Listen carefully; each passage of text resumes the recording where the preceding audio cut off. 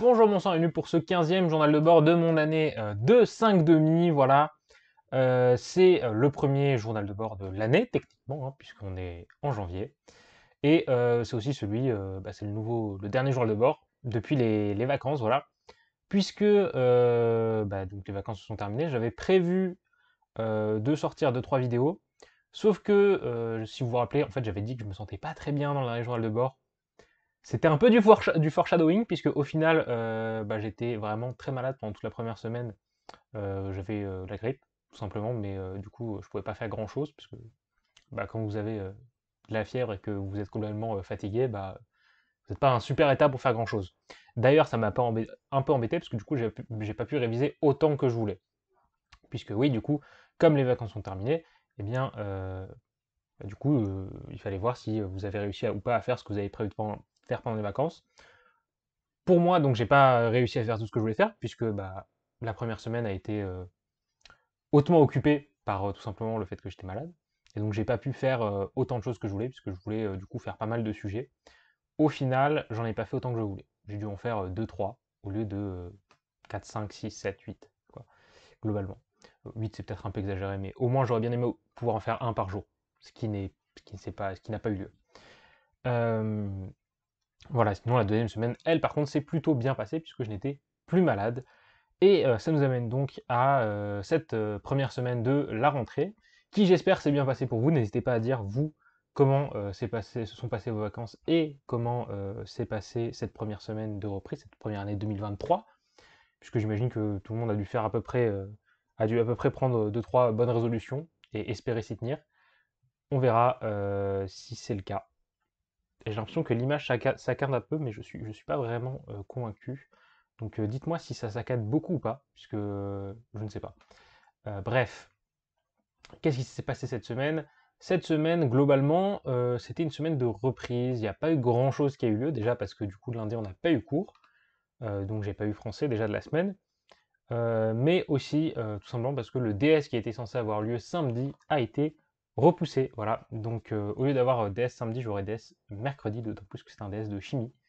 Donc ça fait que cette semaine s'est plutôt bien passée, mais ça veut dire que la semaine qui arrive va être pas super cool, puisque du coup, je vais avoir DS de chimie le mercredi, mais en plus, je vais avoir DS de maths le samedi. Donc ça va un peu s'empiler, d'autant plus que je suis censé avoir colle de français pendant la semaine, plus une colle d'anglais que je dois préparer, puisque je passe en premier, plus une colle de maths. Donc ça fait que la semaine prochaine, il y a un peu tous les trucs qui vont venir en même temps. Encore que ça va, puisque du coup, lundi, c'est aussi le jour de mon conseil de classe, et donc, ma prof de français va au conseil de classe, et comme j'étais censé avoir colle avec elle lundi, j'ai pas besoin d'aller faire la colle, je vais juste lui envoyer par mail mon plan, donc un plan rédigé en gros, pas une dissertation, mais pas non plus juste un brouillon, quoi. Et donc ça fait un peu moins de travail à faire. D'ailleurs, ça me fait penser que cette semaine, au final, j'ai même pas eu colle de maths, ce qui est un peu triste, vu que mon prof de maths devait nous faire colle lundi, mais lundi, on n'a pas eu cours, donc j'ai pas pu avoir colle. Mais sinon, j'ai eu colle de physique. Colle de physique qui était une colle d'électromagnétisme. De manière en fait plus précise, la première partie de la colle c'était de la magnétostatique, qui était sympa, voilà. La deuxième partie c'était c'est pas vraiment de l'électrostat parce qu'il y avait il fallait un peu utiliser les équations de Maxwell, puisque c'était un truc où vous mettiez une sphère qui au départ est chargée uniformément sur sa surface. On la met dans un milieu conducteur, milieu neutre conducteur, puis on regarde ce qui se passe. En gros, c'est ça. Vous prenez votre sphère, hop, avec une charge sur la surface, puis on regarde ce qui se passe. Tout simplement, elle se décharge dans l'espace autour, puisque l'espace, voilà, il était là. Et donc voilà, c'est ce qu'on constate. Et on fait plein de trucs, on regarde par exemple l'énergie totale qui est dissipée par effet Joule, etc. Bref. C'est pas incroyable, mais ça se fait. Plus un truc sur un exercice assez classique, je pense, où vous creusez un tunnel à travers la Terre. Alors c'est un tunnel fictif, hein, bien évidemment, mais il faut imaginer qu'on creuse un tunnel à travers la Terre qui rejoint deux bouts diamétralement opposés. Même pas nécessairement diamétralement opposés, non, juste deux bouts, ok. Et vous mettez une bille, et la bille, elle va glisser dans le tunnel, enfin elle va glisser, elle va plutôt tomber, parce qu'on ne considère pas les frottements, ni toutes les forces de contact, etc. Donc juste, elle tombe, euh, tout simplement à cause de la gravité. et puis ben, on regarde ce qui se passe. Donc ça vous fait un oscillateur harmonique du coup, parce que une fois que votre bille, enfin votre bille ou votre solide, il est passé de l'autre côté, maintenant il a tiré dans l'autre direction, donc il va repartir, puis ainsi de suite. C'est pas un exercice de folie, hein, c'est un exercice qui se fait, voilà, c'est assez intéressant aussi. Bref. Et avec ça, j'ai à peu près dit tout ce qui s'est passé. Aujourd'hui, j'essaie de garder le truc assez court, puisqu'il est déjà 17h17. Si je veux que cette vidéo sorte à 18h, il faut que je me dépêche. Bref, parlons plutôt de ce qui me reste à faire, de ce que j'ai prévu. Donc là, on va avoir le conseil de classe lundi. Donc je vais en profiter du coup pour avoir un retour de la part des profs, pour savoir ce qu'ils pensent de moi cette année, voir est-ce que je me suis amélioré ou non, ce genre de choses.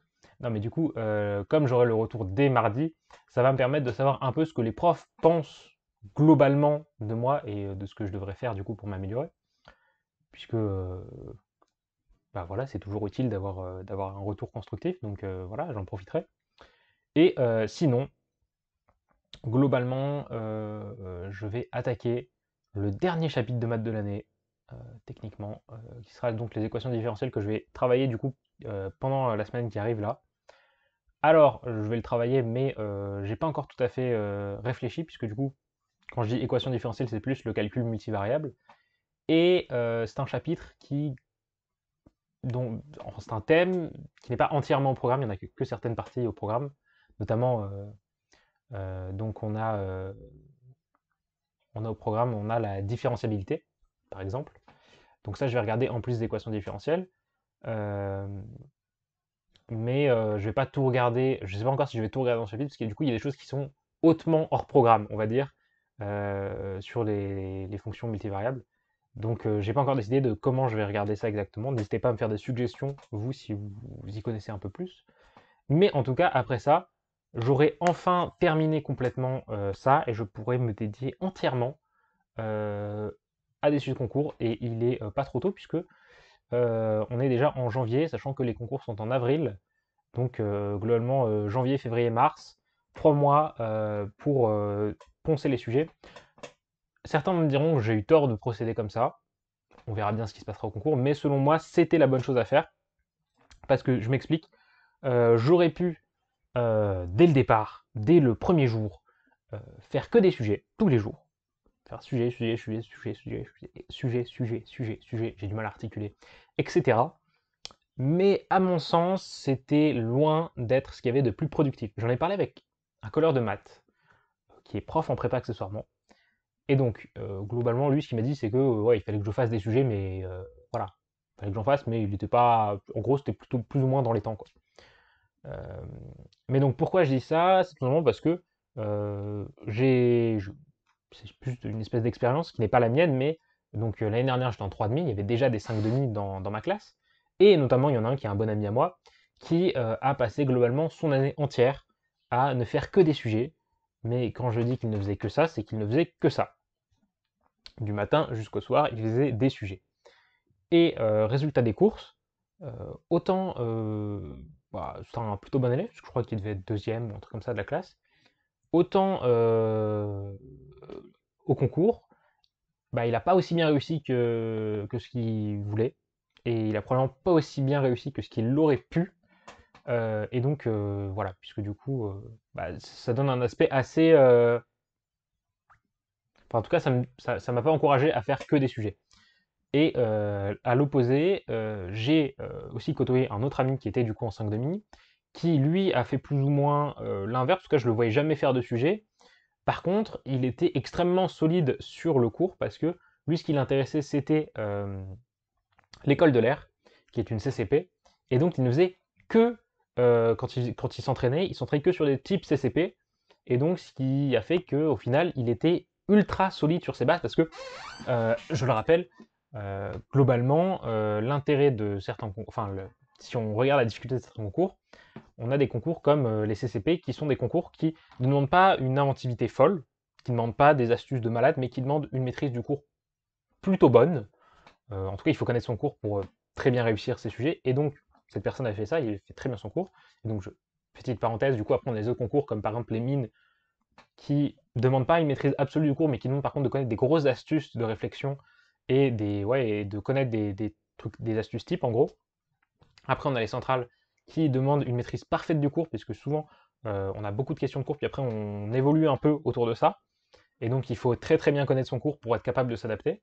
Mais il n'y a pas des super astuces à connaître. Et après, on a les globalement XENS qui sont dans leur propre catégorie, où on fait un mix globalement des deux. C'est-à-dire que si tu connais pas ton cours et ce qui est en dehors du programme, t'es mort. Par exemple, si tu passes maths D et que tu connais pas du hors-programme, t'es fini, puisque globalement, le hors-programme, c'est du programme. Plus, on ajoute à ça des astuces à connaître et ouais, des trucs à connaître pour pouvoir réussir. Et donc, si je reviens sur mon propos initial, donc cette personne qui s'était entraînée spécifiquement au CCP a plutôt bien réussi, vu qu'au final, il a eu une ENS sur dossier, c'est-à-dire qu'il a eu le NS Rennes sur dossier, ce qui est une ENS qui du coup est une bonne école, etc. Donc ça m'a plutôt encouragé à partir sur la voie de, bah, plutôt que d'essayer de vraiment faire que des sujets, euh, plutôt essayer de me concentrer sur le cours dans une première partie et du coup d'allier ça avec des sujets plus tard. Et donc on est plus tard, et donc maintenant je vais pouvoir, après cette semaine, me dédier entièrement au sujet, à faire des sujets. Et donc, à mon avis, c'est ça qu'il faut faire, c'est allier le meilleur des deux mondes, comme on dirait dans une synthèse un peu nulle d'anglais. Mais ouais, c'est-à-dire que du coup, maintenant, avec tout ce que j'ai fait, si on exclut du coup les équadifs, en maths, j'ai ce que je juge être une très bonne maîtrise du cours. C'est-à-dire que, bah, déjà, par exemple, pour savoir si vous maîtrisez très bien le cours, c'est prenez une propriété du cours. Est-ce que dans la minute où elle est énoncée, vous avez une idée de comment vous allez vous pouvez démontrer cette propriété? Et si vous décidez de la démontrer, bah, ça vous prend pas plus de 5 ou 10 minutes pour faire la démonstration. Pour moi, c'est ça, avoir une très bonne maîtrise du cours. Et je considère avoir une très bonne maîtrise du cours. D'autant plus que, avec les exercices que j'ai faits, qui n'étaient pas des sujets, mais des exercices assez compliqués, ça m'a permis de connaître une assez bonne batterie d'astuces et d'avoir fait pas mal de trucs classiques qui font que, bah, déjà, si je tombe dessus, pour moi, c'est comme si c'était du cours, ces trucs classiques. Et quand c'est des trucs que je connais pas, de pouvoir les rattacher avec des astuces de calcul que j'ai déjà utilisées pour pouvoir remontrer les résultats.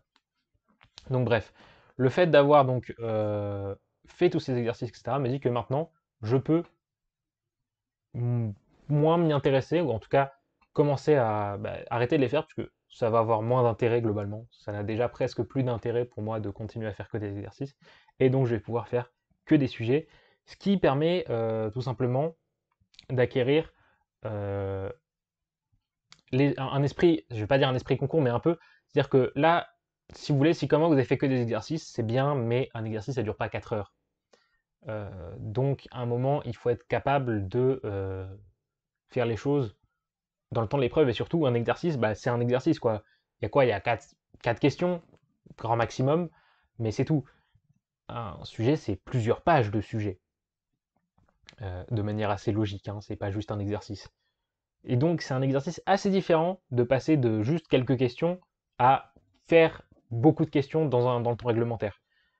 Pourquoi je dis ça? Notamment parce que je repense encore, je l'ai peut-être déjà dit, à ma copie de centrale de l'année dernière. Je repense à une de mes copies de maths, notamment, où j'ai eu 12, enfin 11,9, donc 12 en gros.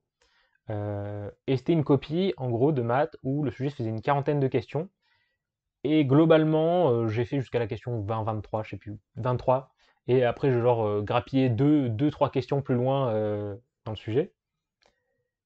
Et quand j'ai fait l'analyse de cette copie, ce qui s'est passé, c'est que j'ai constaté que tout simplement, bah, mes réponses étaient toutes justes en fait. Ou en tout cas, je ne me souviens pas avoir vu de réponse fausse. Éventuellement, peut-être une réponse ou deux qui pouvaient être remises en question, mais qui n'avaient pas l'air fausses nécessairement.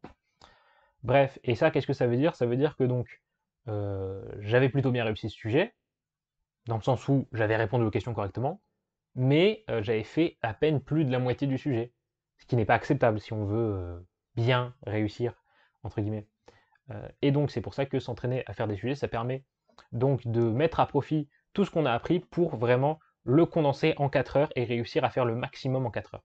Puisque c'est ça qui compte. Répondre correctement aux questions, c'est bien sur un sujet. Répondre correctement à toutes les questions, c'est mieux. Ou presque à toutes les questions, c'est mieux. Voilà. C'est tout ce que j'ai à dire finalement. J'ai pas grand chose de plus à dire, sachant que déjà il va presque être 17h30 et donc je sais pas si cette vidéo va réussir à sortir à 18h.